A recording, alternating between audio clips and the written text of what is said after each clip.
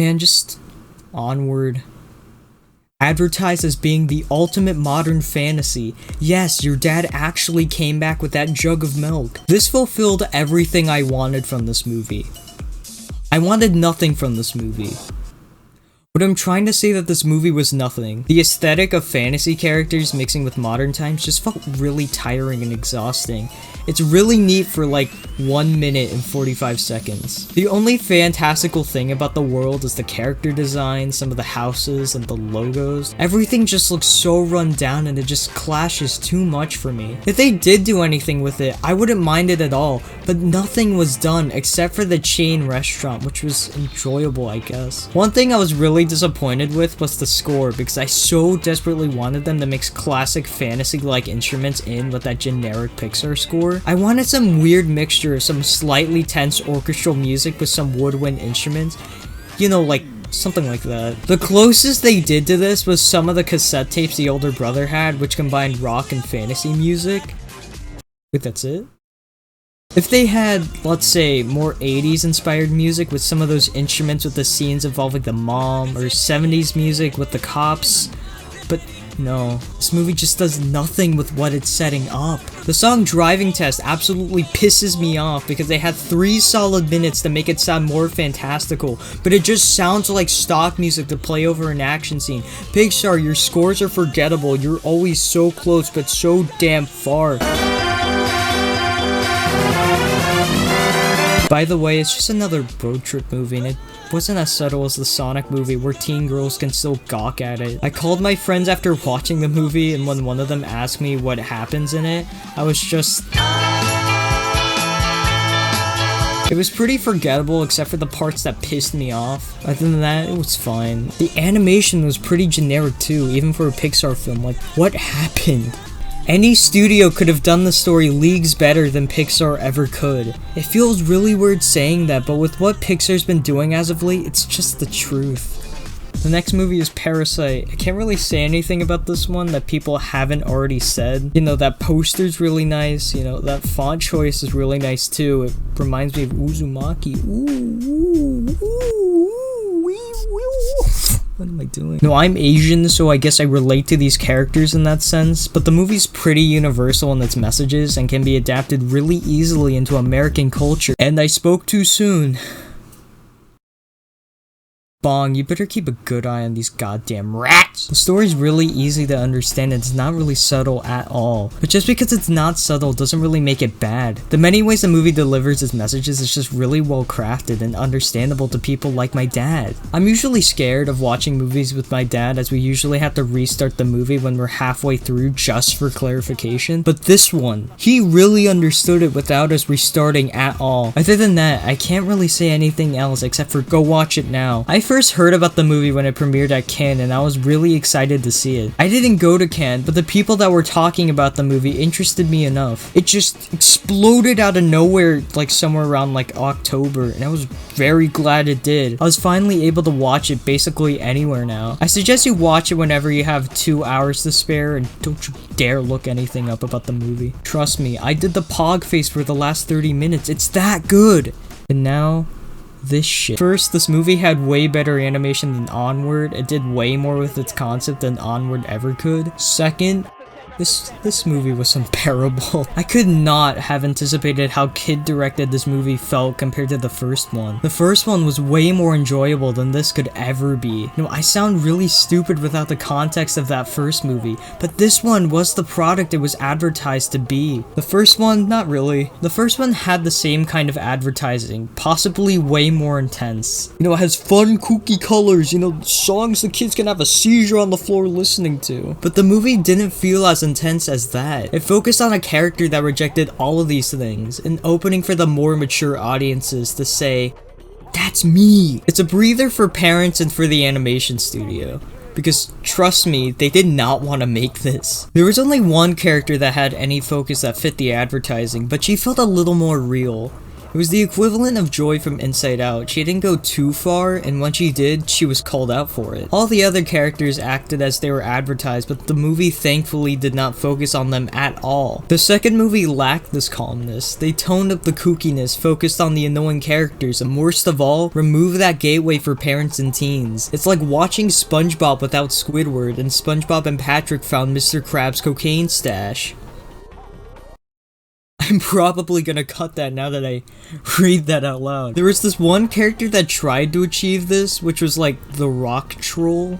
They tried to use these classic rock songs to reach out to those parents and teens getting into these songs, but the covers were just so horrible. The advertising felt way more tame and bearable than the first movie, but goddamn, this movie just makes me want to scream at points. The plot of this movie involves different genres of music, and they all range from cringeworthy to just disrespectful. They had the K-pop trolls that They had the K-pop trolls that spoke perfect English, and they were all hollow female trolls. The thing with hollow material is that it looks white in some lighting, and all of my friends pointed out this jokingly among all the other political allegories we came up with. But knowing the animators and writers, they were probably making a statement on K-pop stans. Later on, they performed Gangnam Style, and I yelled, "Where are the K-pop trolls?" You have the K-pop trolls, do something funny with them like that. All of the genres they covered that I did like were either cut short or were absolutely destroyed by the writers. You could feel the scathing hatred the writers had with smooth jazz. It's so goddamn thick. The funk trolls are actually pretty cool, except for when they just cut it off for no reason. You know, that was the third point of the movie where I got mad. Yeah, Trolls World Tour. Every critic on YouTube has to have a piece of media they hate. I picked this one. But seriously, this movie wasn't all bad. The animation and some of the concepts it had were pretty cool. The allegory the movie had with pop being the catch-all for musical genres and how it could define any piece of music I enjoyed a lot.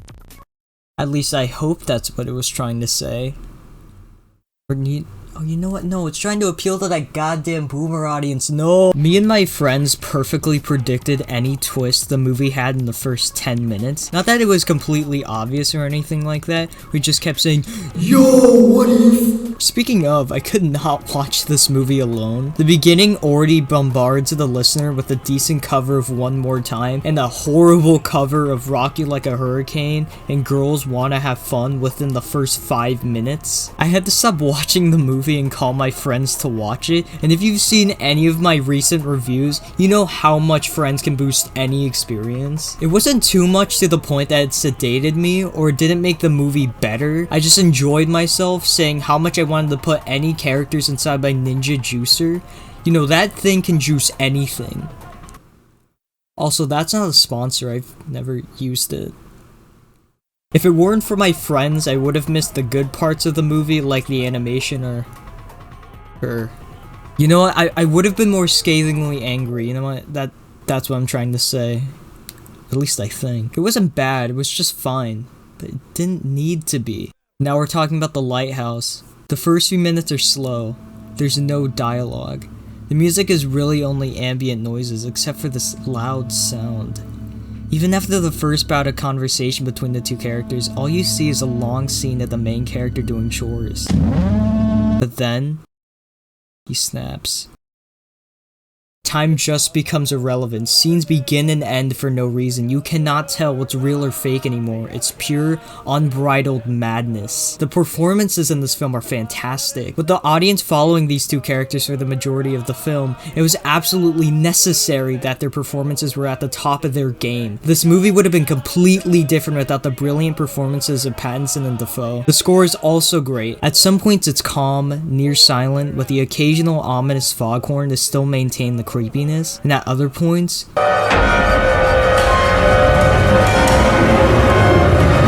it's that. While watching it, I could detect some similarities with Joker's score, mainly with how it deals with the same setup, a character slowly breaking into insanity throughout the entirety of the film. Though the foghorn does sound similar with that cello or whatever Joker uses, you know, that wah. The thing that The Lighthouse does differently though is that in the more intense pieces, it creates this otherworldly sound that combines some familiar noises and instruments with God knows what. It doesn't feel like music, more like assorted noises. Joker's score sounds way more like typical music and is holding the audience hostage on what to feel.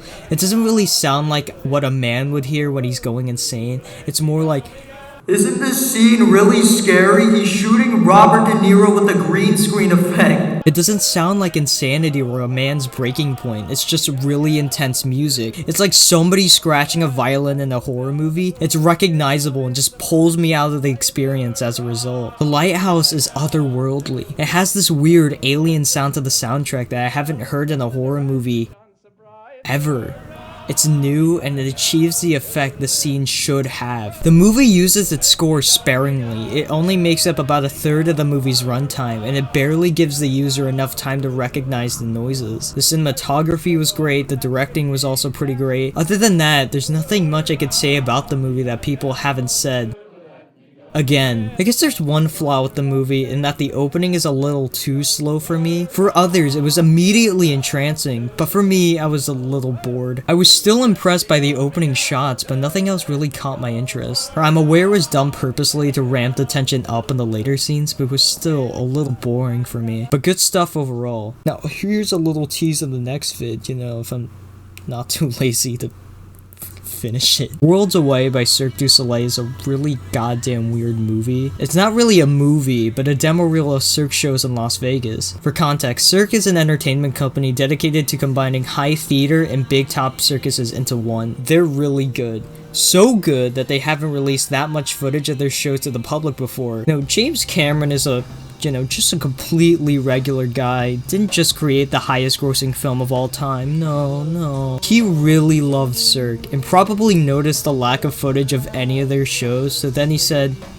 just do it. A 3D movie was made and it's really good if you want that footage. There's a plot in the movie. Kind of. It follows a traditional staple of Cirque, that being a random character is sent to this vast and crazy new world. A random girl meets a guy working at a typical circus at a county fair, and when he's injured, they become separated and get teleported into the wild, whimsical world of Las Vegas. Wow, real coincidence where all these shows come from. The story does not really matter in the movie at all, but after thinking about it, I'm starting to kind of like it. It's short, cute, and it's a homage to what Cirque really is.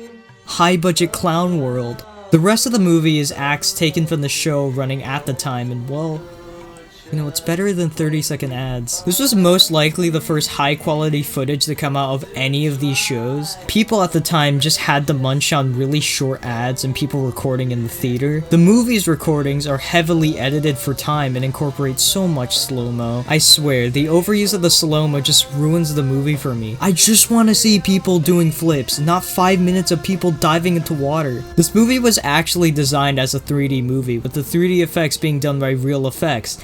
Yes, the people who made Freebirds. I assume the only way to have the performers be actually visible with the 3D effects was to slow them down. If they were doing flips at a regular speed, the user would barely be able to take in any of the effects. Or the studio would have a harder time implementing the effects because they probably motion track the performers or something. I don't know how this works. I mean, it's fine, but the acts are heavily edited. It just takes away from the experience. Also, this is one of those movies that's just begging to be at 60 frames. I get the parts that's just the original story, which is fine being 30 frames, but the performances feel so dull. The colors also feel really muted too. This is Cirque. All I can say is good enough. It has footage of that Elvis show they had that was completely wiped from history, and it uses the song that was cut from the album, so that means that's the only official release of that remix. Just release the full soundtrack, please. The footage here is still the only real footage people had of Cirque. Oh wait, Bacteria Destroyer is here and he's holding the world at gunpoint. Cirque has been releasing free 60-minute specials that are way better than what this movie provides. Unless you want to see the shows that were made with a third party, I highly suggest you watch them if you want a good idea of what Cirque is like. You know, maybe see one of the shows after this all blows over. Oh my god, wait. 7 pages long. No, I wanted this to be fast.